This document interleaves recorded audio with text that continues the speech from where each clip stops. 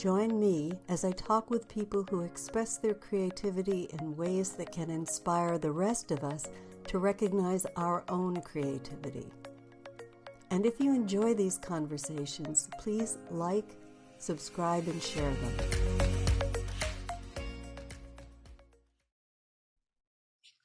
Welcome to Creativity Conversations. This is episode 45, and I have the pleasure of speaking with a leader in the expressive arts field, Markus Scott-Alexander. Markus, good morning. Good morning. Nice to have you here. So, as usual, we try to demythologize the nature of creativity on these calls. And today I'm going to start out, as usual again, with reading what Markus has shared with me on his bio and then just exploring what happens next.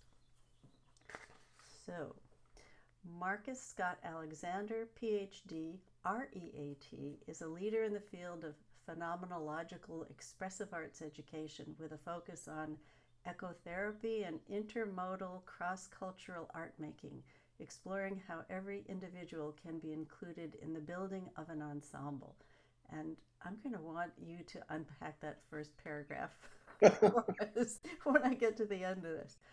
Markus was a senior faculty member of the European Graduate School and is currently the director of World Arts Organizations, which offers online expressive arts courses as well as supervision.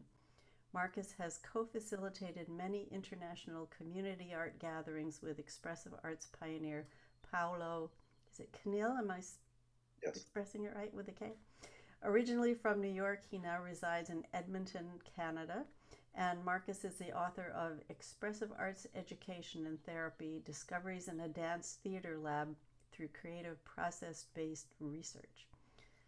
And his quote is, "In moving forward, it helps to return to what precedes our distortions, creating art that reflects and embodies our journey home." I love that.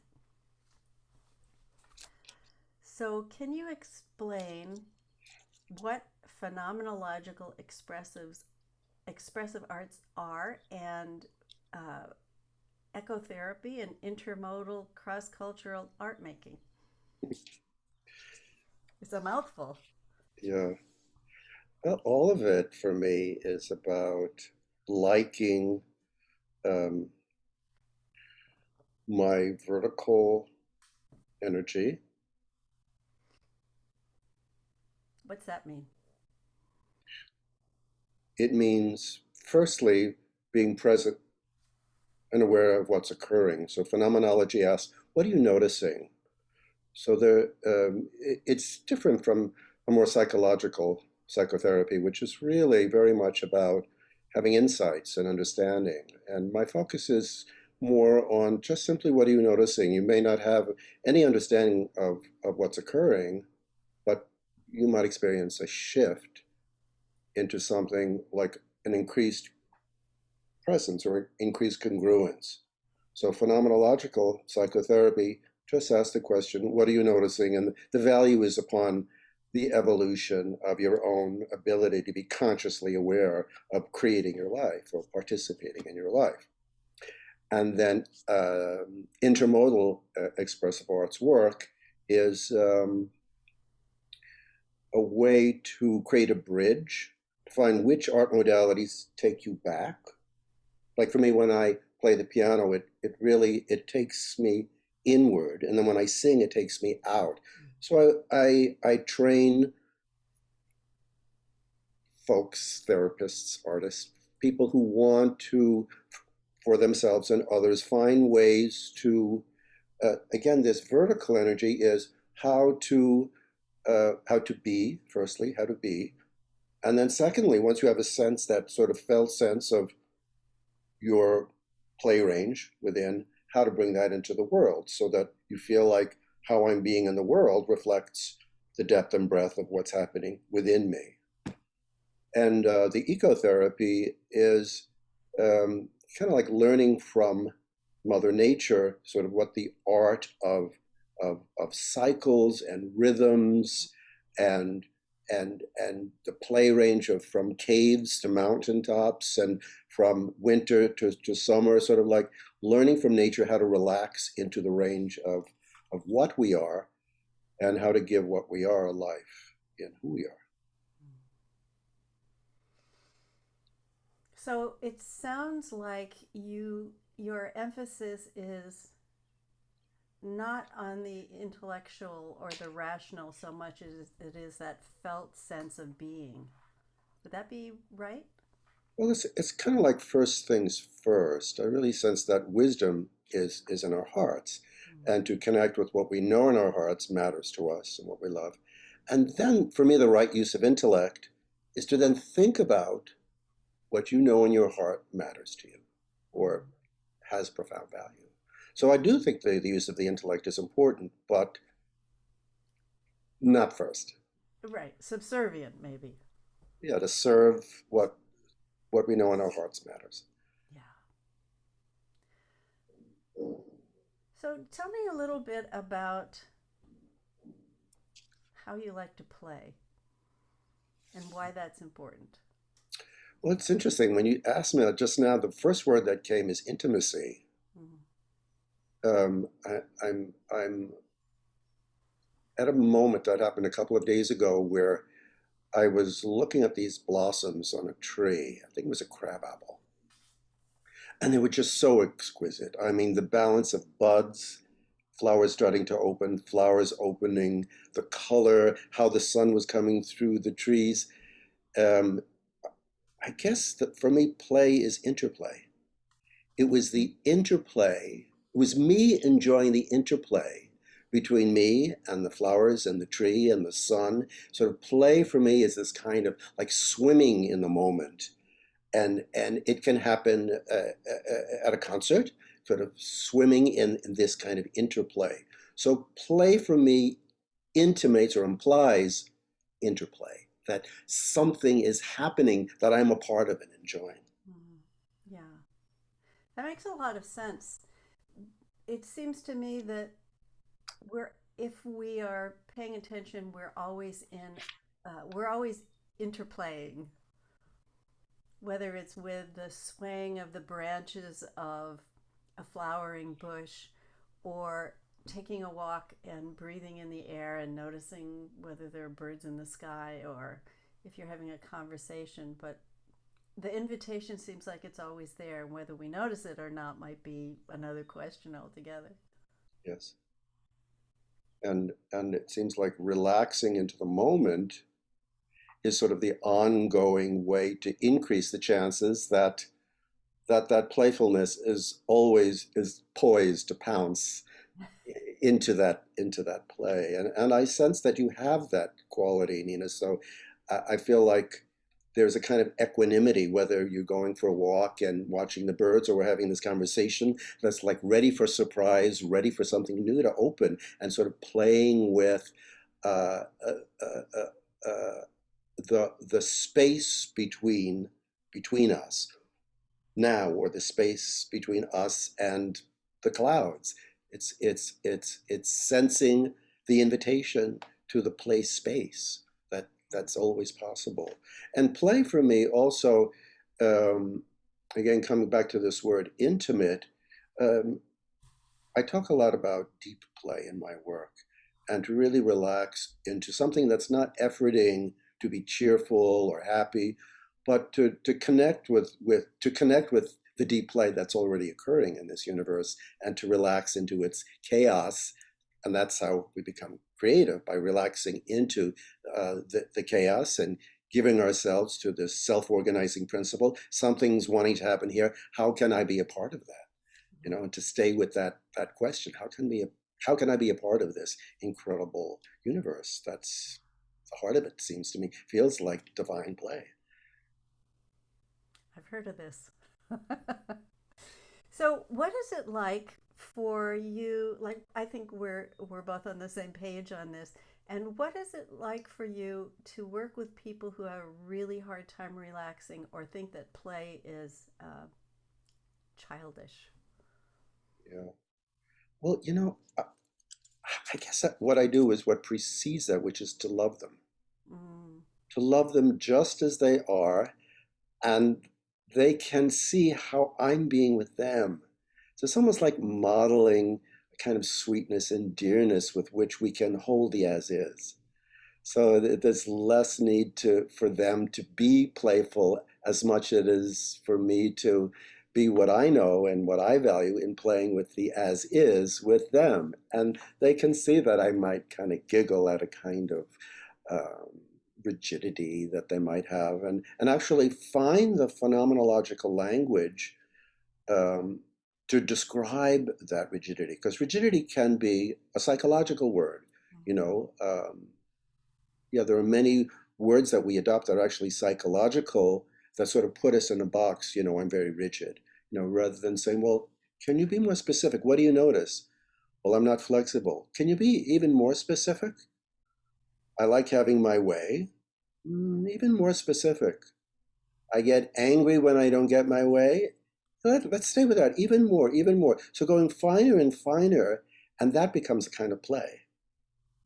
To venture in, again, this word intimacy that comes for both of us to find the sharing of the moment, so that they're not being intimate with themselves or with me, but both of us are intimately sharing the same moment.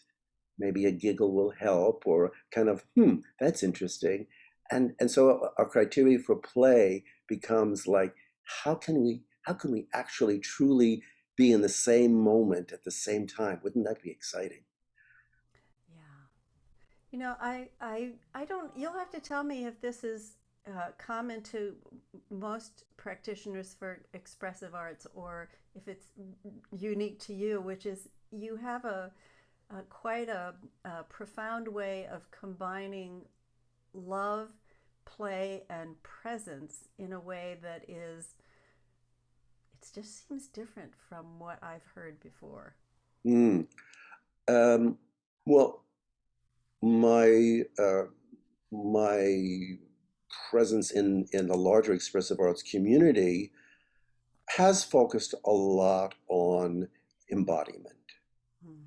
And for me, love and play and the arts, all of this is a very visceral flow. It's the flow of love, the flow of awareness, the flow of art making, the flow of connection.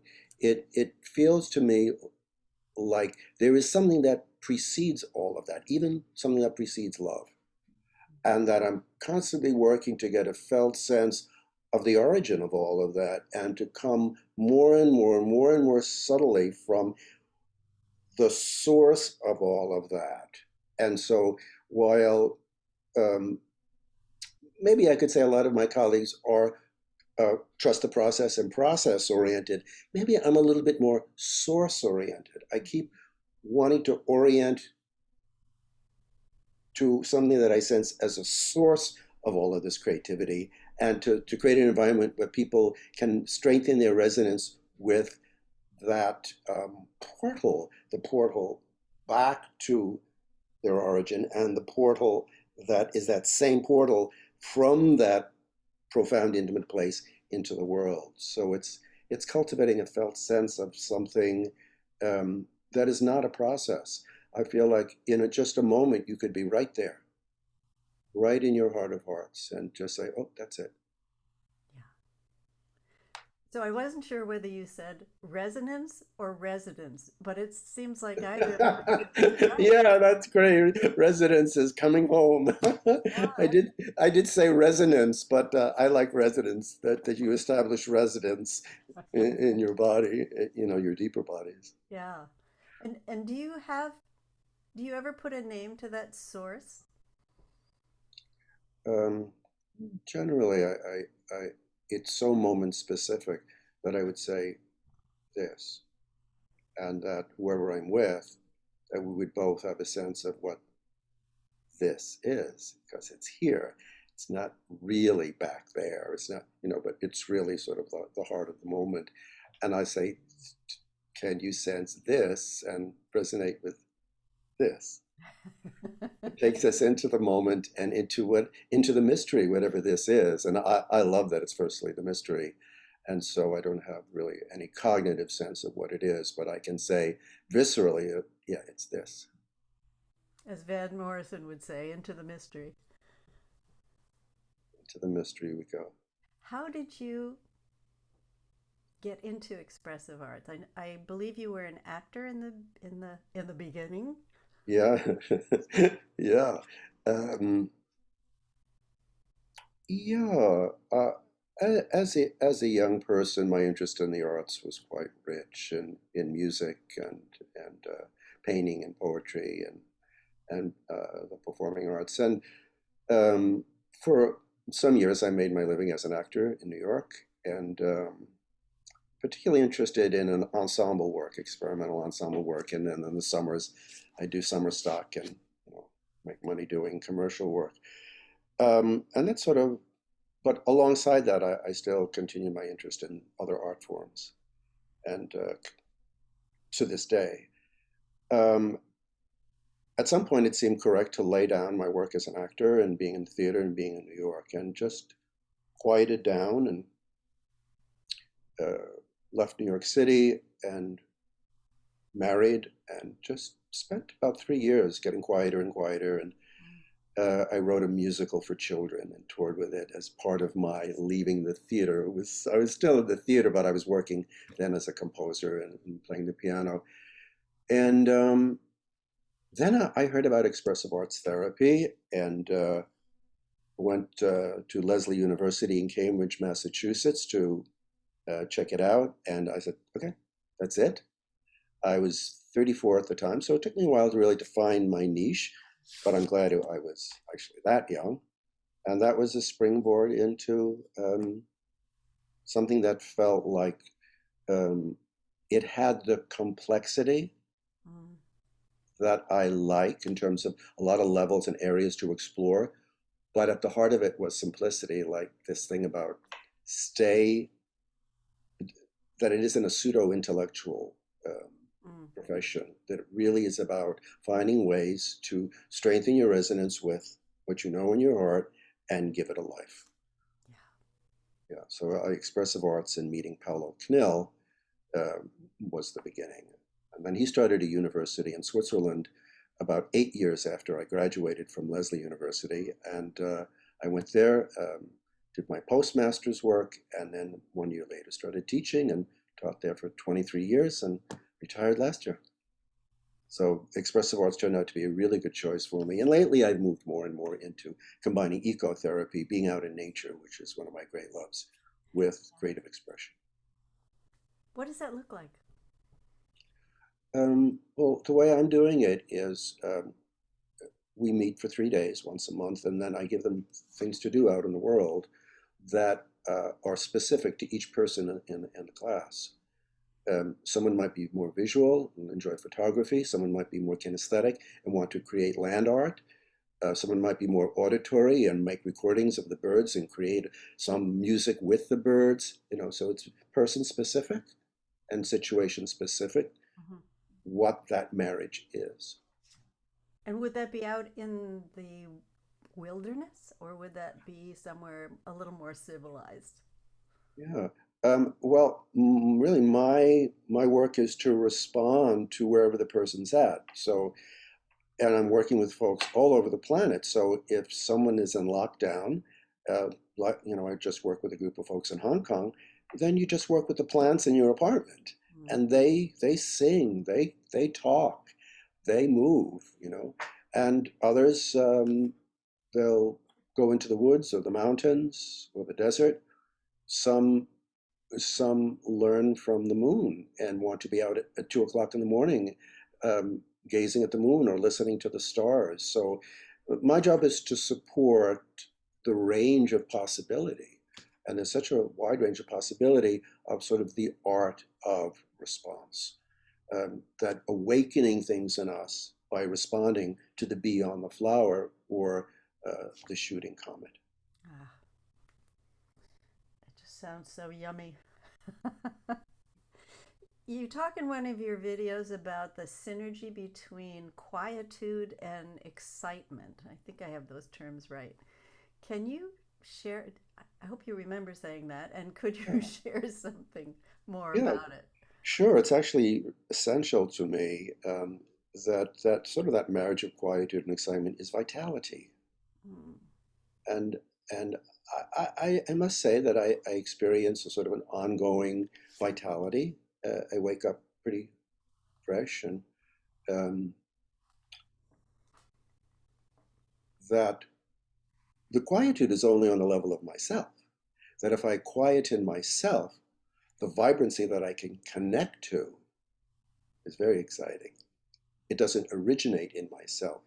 It Mm. originates in something greater than myself and infills myself.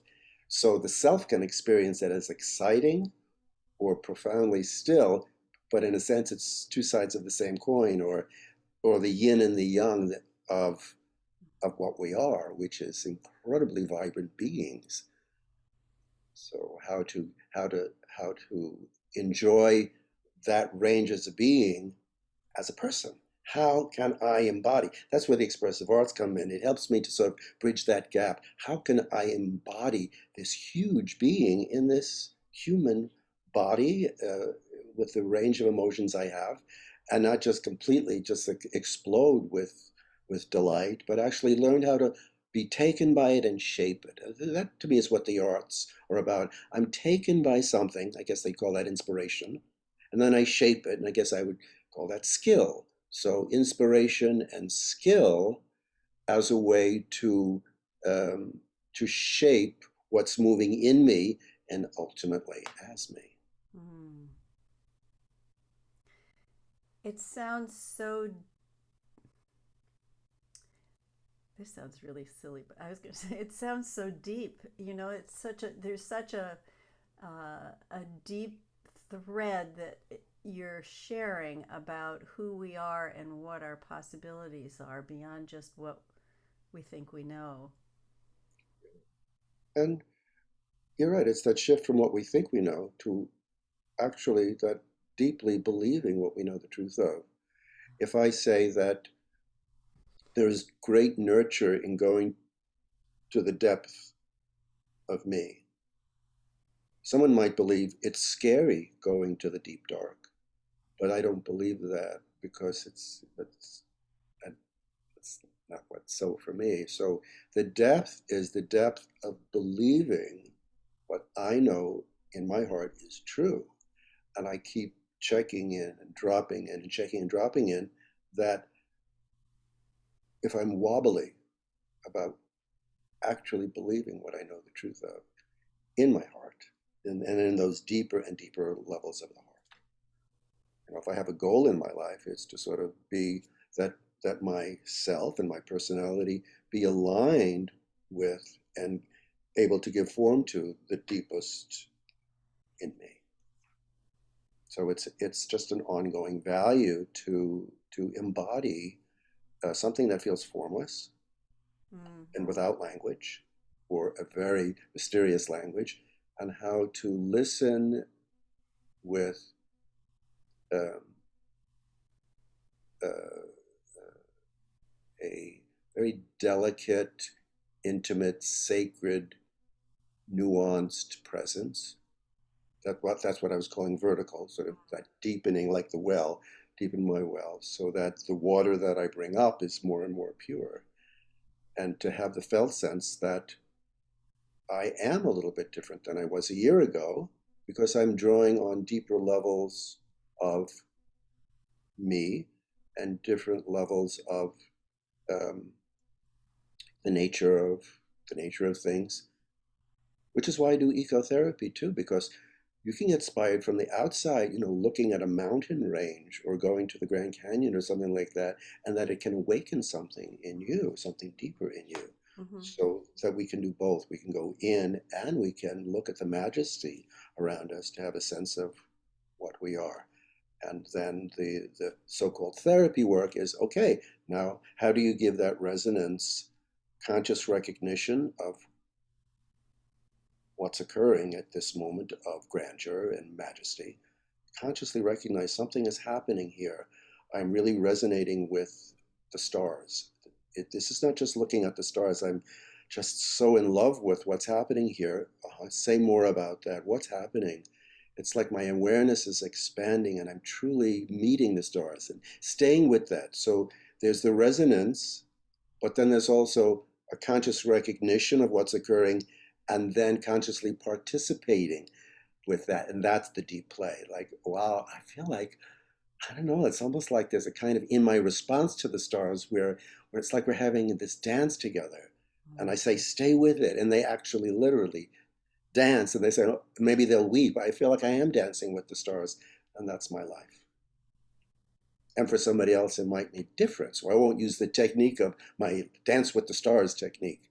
It's specific to that person at that moment. Somebody else might be dancing with their coffee and the coffee beans, and they just, they feel the coffee beans moving inside of them, and it's a totally different way to appreciate how whatever touches us can either just be an experience or our ability to respond to what touches us, to truly transform us, to become more and more like what we love. Mm. I don't know if I ever mentioned this to you. It would only have been once, but when we were speaking earlier about a quote that I read that was attributed to Vincent van Gogh, when he, the storyline is that he's writing to his brother as he's attending seminary, and he's in this little garret, as you can imagine, penniless, writing by candlelight with a cheap pencil and a yellow sheet of paper, and he's describing what he sees out his window.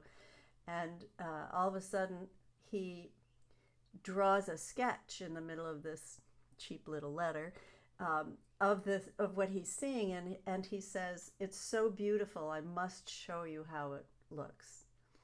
And when I read that line, this was years ago, I just thought, that's it. That's the reason.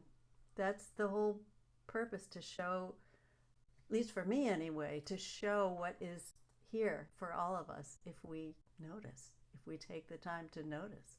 Yes. And there are various theories in the expressive arts work, and one of them is crystallization. So it's almost like the artist has a way of sensing the essence of something and crystallizing it, and then sharing it as a way for people to get excited about being touched by essence. Mm. I don't know what it is exactly that Jackson Pollock does, but I know some people think, oh, he just sort of throws this paint around, and he's not really an artist like Gauguin or someone. But then I stood in front of one of his paintings.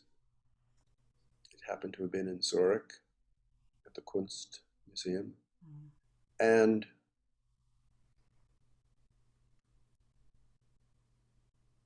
his ability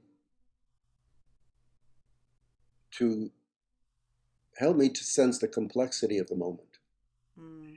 There was this incredible painting with all of this, and it held together as one whole celebration of the moment. And every stroke that I could look at within that was honest. He wasn't painting to manipulate me to feel something. He was just sort of tracking the flow. This moment, this moment, this moment, this moment. Tracking the flow of the next and the next and the next moment. It was breathtaking, and it changed me. It changed the depth of my ability to listen to an artist's call to humanity to say, celebrate the moment, celebrate the moment, celebrate the moment. And every time you say that, it's another moment. So I feel like I learned something about tracking, which I then talk about in my book, and sort of developed and contributed to the field of expressive arts, the phenomenon of tracking. It isn't the observer, it's that intimate, now this, now this, now this, now this, now this. So tracking, it's almost like tracking the Tao. It's like being the river. And, okay, now it's going here, now it's going here, now it's going here. It's such delicate tracking but you're so inside of it. You're not the observer, you're tracking inside of it. So you're consciously aware, you're letting go, and you're shaping it at the same time. and the arts seem to support that, and being in awe in nature supports that kind of wonder at the phenomenon of the unfolding moment that doesn't seem to have any direction, just the beauty of opening. But at the same time, this thing about the Tao, we are moving towards something too. And that movement toward is dependent on sort of my where I'm coming from. Sort of like the trajectory to truth or trajectory to home requires me to kind of pay attention to where I'm coming from again and again and again, and to be true to that. Because I don't really know where I'm going, but I can sense where I'm coming from. And And you to don't take care of it. necessarily know where you came from either. Exactly. But it seems like the more intimate the more intimately I stay with the question, what am I? The more I kind of relax into knowing something without understanding what I'm Mm, knowing. yeah. How would you define intimacy? Intimately. Okay, come on. A little more. Mo- moment specific, moment specific, situation specific. I don't think there's a generic intimacy. The way I was intimately watching the bee on the flower is different from um, looking at my wife when she had on her black frame glasses versus her clear frame glasses. I could see that the way I responded to her was a little bit different. Or when she wears her red shirt versus her lavender shirt. So it's like nuanced response, profoundly nuanced response. And my sense of the delicateness of my capacity to respond um, newly. Mm.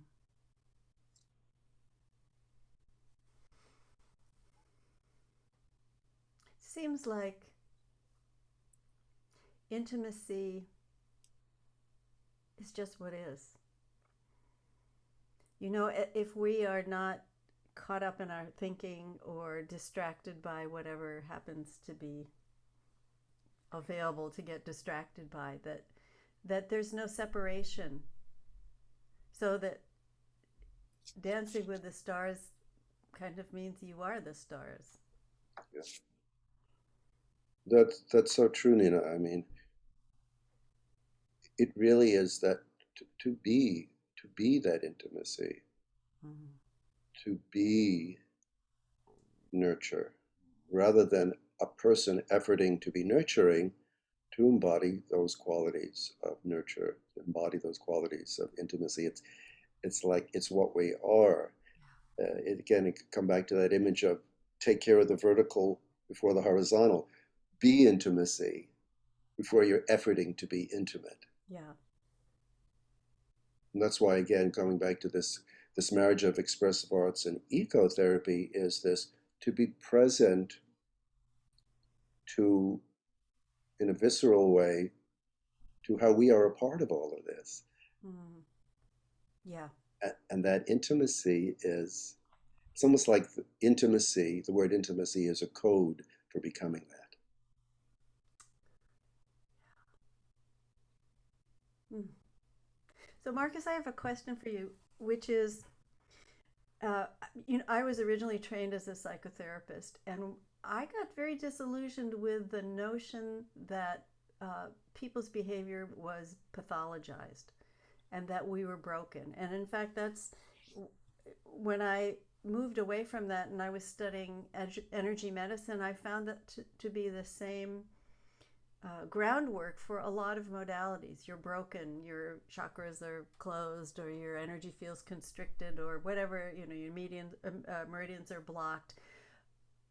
But it just seems to me that that's not accurate.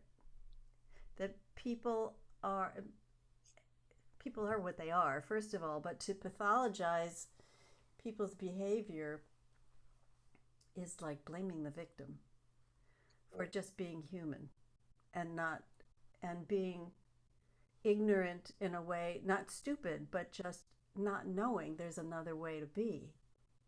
What do you think? Well, if there isn't nurture in what you're observing, you're off. If you're commenting, if you're in a negative space, it's going to exacerbate that space.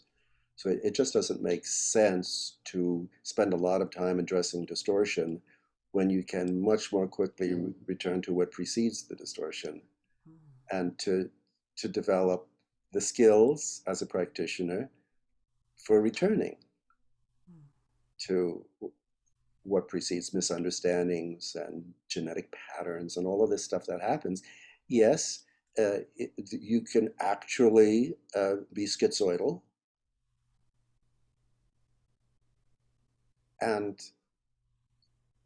how I want to approach that, uh, as you say, rather than pathologize it, to say, wow, how can we work with this incredibly wide play range you have? Very wide play range. Wow, wow. And they get excited and they say, yeah, one minute I'm like in the blackest cave, and the next minute I feel like, uh, like, like the happiest person in the universe. Say, wow, wow.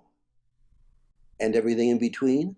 No, not so much the in between. I wonder if we could explore the range and find the questions, find new questions to stay with, rather than how can I deal with my schizoidal behavior. Say, maybe that question's off. Mm.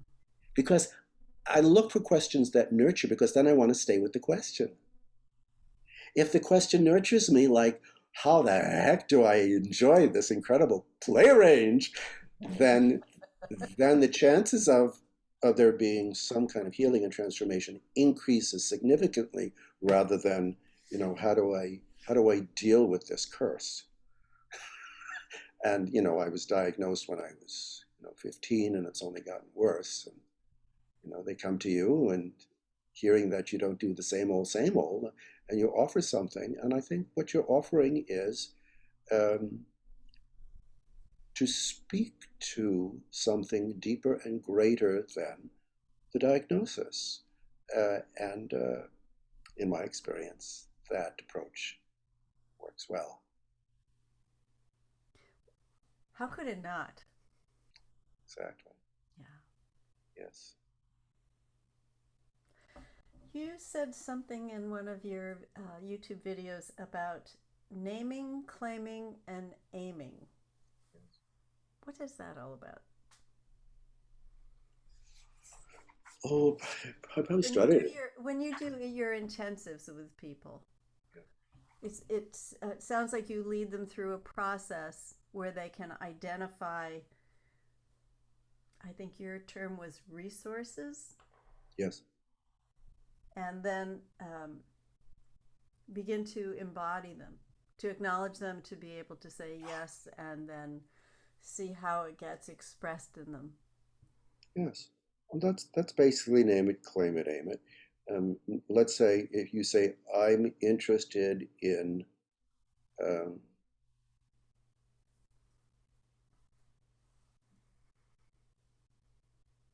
the phenomenon of awe, like awe. I've named that that's the thing that I really, that's constant, whether it's being in awe of the flower, in awe of the moon, or in awe of the, the, the look on that baby's face. Awe. That's maybe I'm naming that as what creates cohesion in my life. It's like in awe of, and able to move into the wow.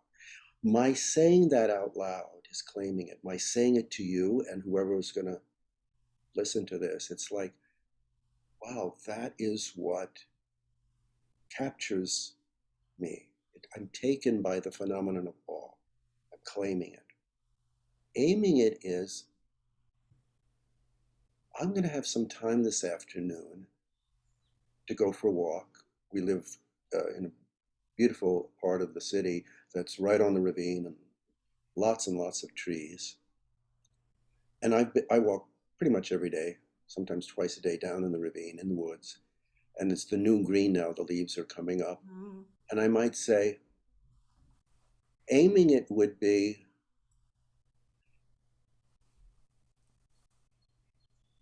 question I might have. I say, all right, I'm going to walk and see if I sense if the trees have any awareness of me.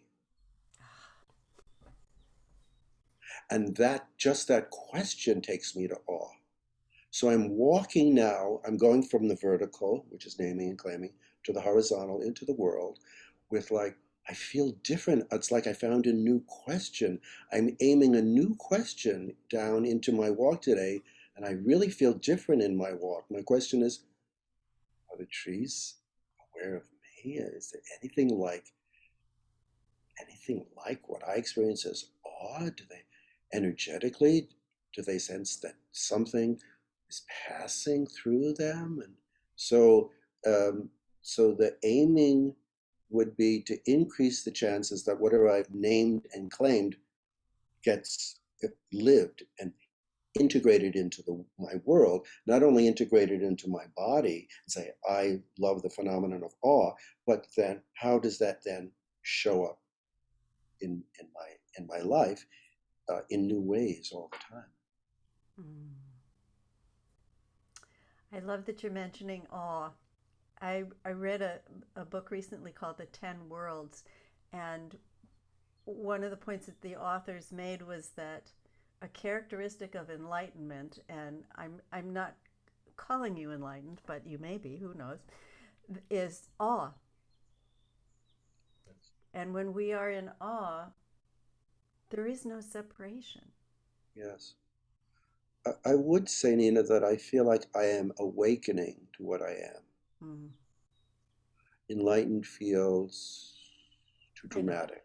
Yeah, it's a little bit right? I mean, overused. just for me, I don't really know what enlightenment is really, but I can say I know that I know sort of the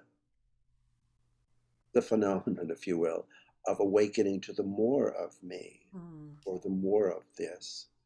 And so I do feel like I'm in some kind of awakening process, so that when I leave my body, my intention is that it be seamless, and I just keep awakening to the more, stuff falling away, stuff coming to be, and at one point it's my body's going to fall away, and the next thing, and my body's already falling away. You know, I sense at my age that something is starting to fall away, and my spirit is starting to awaken even more as I'm kind of ready making for crossing into the next. And so I feel like all the time being enlightened more and more to the nature of reality and to participate in that. Yummy. You know, I think enlightenment has a sense of a future event. I'm going to be enlightened when, and yet it seems like what you're describing is that it's already here now, and it's a matter of noticing and wondering.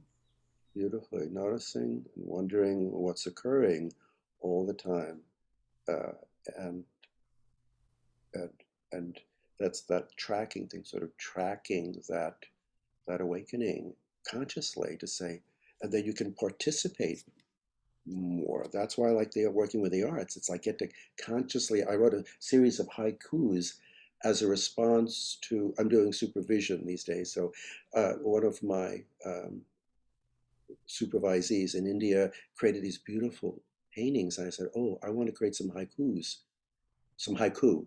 Plural of haiku is haiku. I just found that out yesterday. A series of haiku in response to that. And that, for me, is one of the ways of sort of crystallizing the moment, crystallizing my response, tracking how responding to her paintings is awakening something in me that might not have been awakened if she didn't share her artwork. And so the role of the expressive arts work for me, I keep awakening, if you will, to more and more levels and areas of finer meaning for art making and sharing our art. And which, of course, meaning precedes purpose for me. I mean, if somebody says, well, what's the purpose of writing your haiku and doing her painting when there's so much a distortion in the world that needs to be dealt with. And I don't have an answer to what the purpose is, but I can say the depth of meaning just fills me so fully that there's no space at that moment to think about the purpose. And I take my hands off that. Yeah, purpose is a tricky word.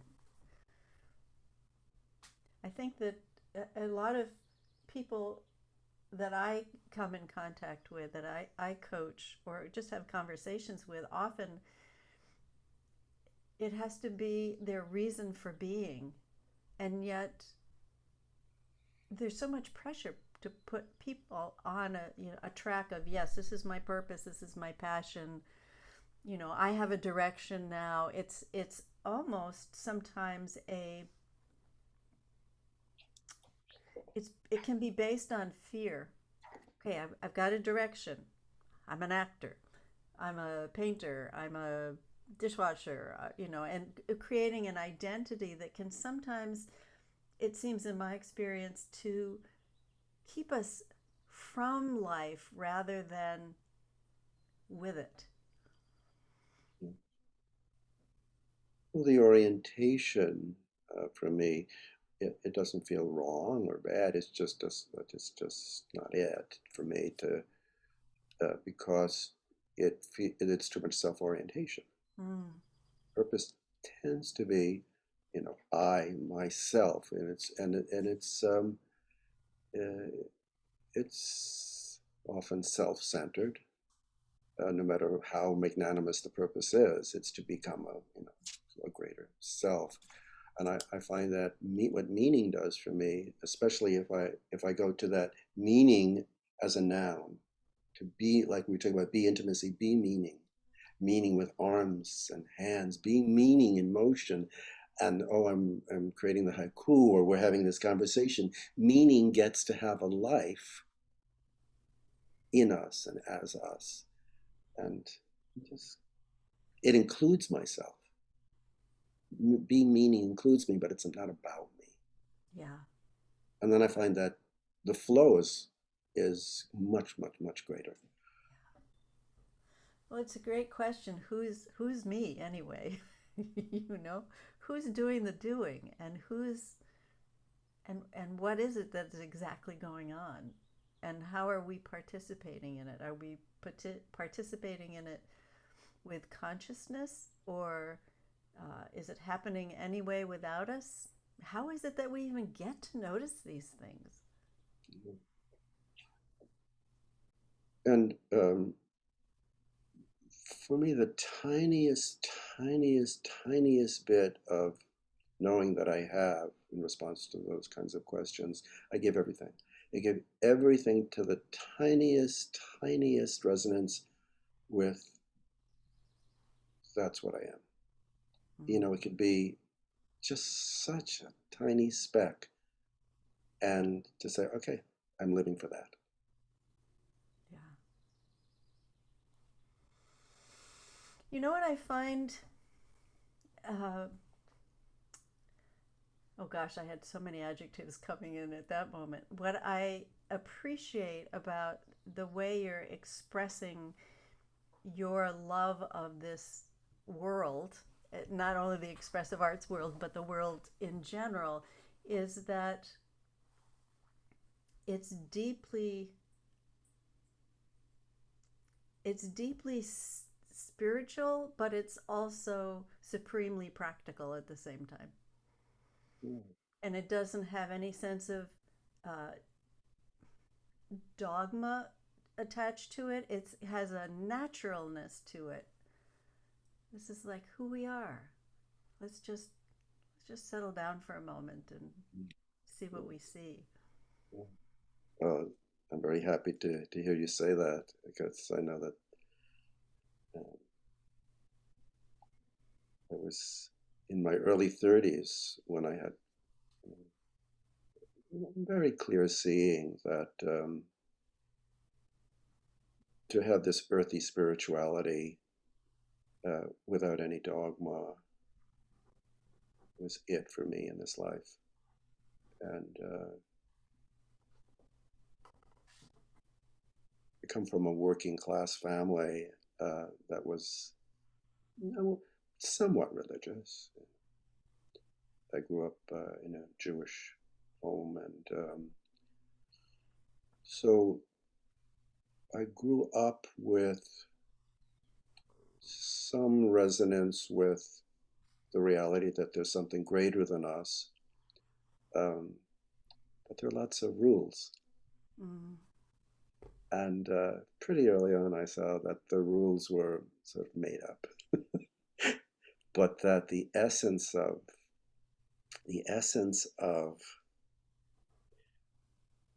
what my mother was resonating with when she put the towel over her head and prayed in front of the candles on Friday night, the beginning of the Sabbath, that she was connecting with something like the deepest part of her. So I love that because, you know, she was so busy all the time, but she would stop everything. And I think that was her greatest gift to me, was that moment of stopping everything, connecting with something sacred. And then she lived her life, you know, taking care of her 3 kids and working, and, you know, she worked hard. And so sort of that capacity to not leave what we know is sacred at all. There's no need to one of my teachers once said to me, you know, just be a cosmic being at home in the mundane. That is great. So I thought, that sounds good. This cosmic being at home in the mundane, you know, and making an omelet and just loving it as sort of this cosmic being that can do all this stuff. It's perfect.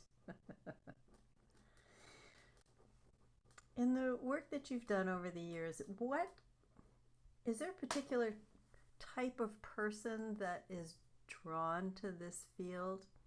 I'm thinking about, or I'm wondering about people who are deeply immersed in the corporate world, and or else they're running a business, and they're of course driven by metrics and demands of things to be done or produced or created, um, who have very little connection with themselves, or who they are, or what's important to them, because they're so busy tracking these things that they're not focused on other things that make them able to focus on the vertical.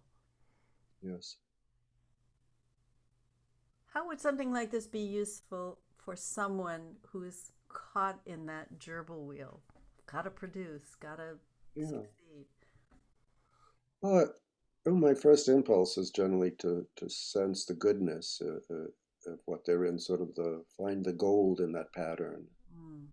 and help them to find what is the gold in that pattern of needing to succeed, or and so when I'm working with someone who has a lot of patterns of needing to succeed and be out in the world and become a somebody, finding the gold in that pattern usually is a love of excellence, Is it and what? a love of Love excellence. of excellence, yeah. And then I'm working with someone right now who kind of has that description. Uh, yeah, someone in New York City who is, you know, really wanting to accomplish quite a thing with her company. And I just support her love of excellence and keep her returning to what she loves, so that where she's coming from isn't betrayed. Mm.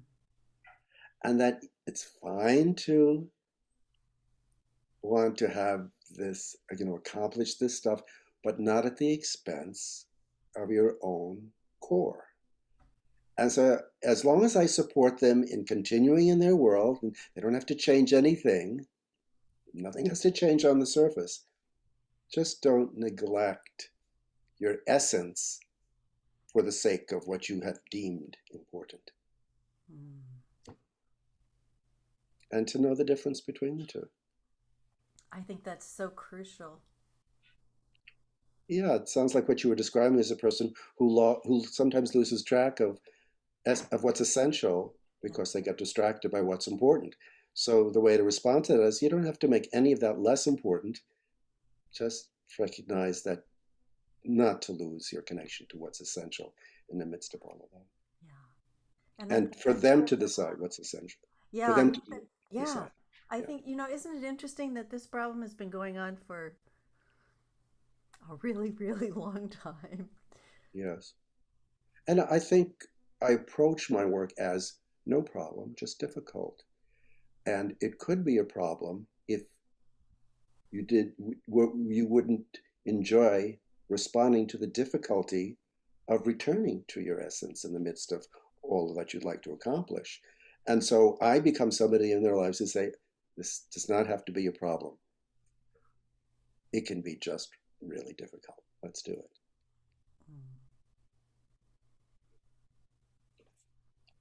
And to acknowledge, yeah, it's difficult because you have so much momentum. And I'm asking you to find your stillness. You're right. It's difficult.